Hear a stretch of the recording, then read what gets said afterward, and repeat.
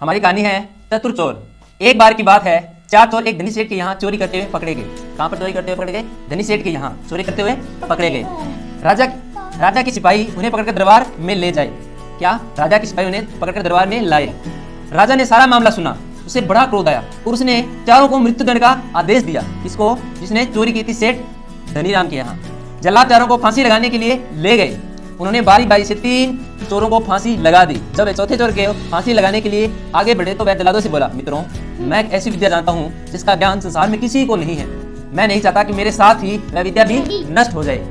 ठीक है, कि मैं नहीं चाहता कि वह मेरे साथ विद्या नष्ट हो जाए। पहले 3 चोरों को फांसी लगा चुके थे, जब चौथे को लगाने लगे तो उसने कहा चौथे चोर ने कि मुझे एक विद्या आती है। दोस्तों, अगर मैं आपको विद्या सिखाऊंगा तो आपको बहुत फायदा होगा। अगर मैं वो अपनी विद्या लेकर साथ ही चला गया तो आपको कुछ नहीं प्राप्त होगा, इसलिए वह मेरी विद्या नष्ट हो जाएगी।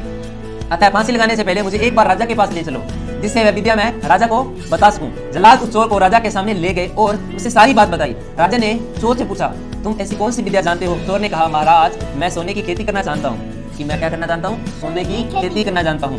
यह सुनकर राजा को बड़ा आश्चर्य हुआ। उसने पूछा, क्या तुम सच बोल रहे हो? क्या तुम सच बोल रहे हो? सोने की खेती करना तुम जानते हो? चोर बोला, महाराज, अपने अंतिम समय में मैं झूठ थोड़ी ना बोलूंगा। अब मुझे फांसी चढ़ाने वाले हो, मैं झूठ थोड़ी बोलूंगा, मैं सच बोल रहा हूँ। राजा ने कहा, ठीक है, तुम हमें सोने की खेती करके दिखाओ, तब तक तुम्हें मृत्युदंड नहीं दिया जाएगा। राजा की आगे पाकर चोर ने सोने के छोटे छोटे बीज बनाए और राजा से कहा, महाराज, इन बीजों को बोने के लिए एक आदमी चाहिए।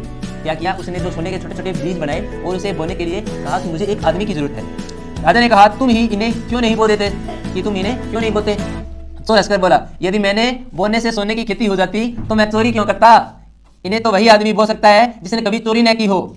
चोर ने मुंह से यह बात सुनते ही राजा, मंत्री, कोतवाल, धर्माधिकारी सब एक दूसरे के मुंह देखने लगे। उनमें से एक भी ऐसा नहीं था जिसने कभी चोरी नहीं की हो। ठीक है, यह देखकर चोर बोला, महाराज, जब यहाँ सभी चोर है तो फिर मुझे अकेले कोई फांसी क्यों लगाई जा रही है?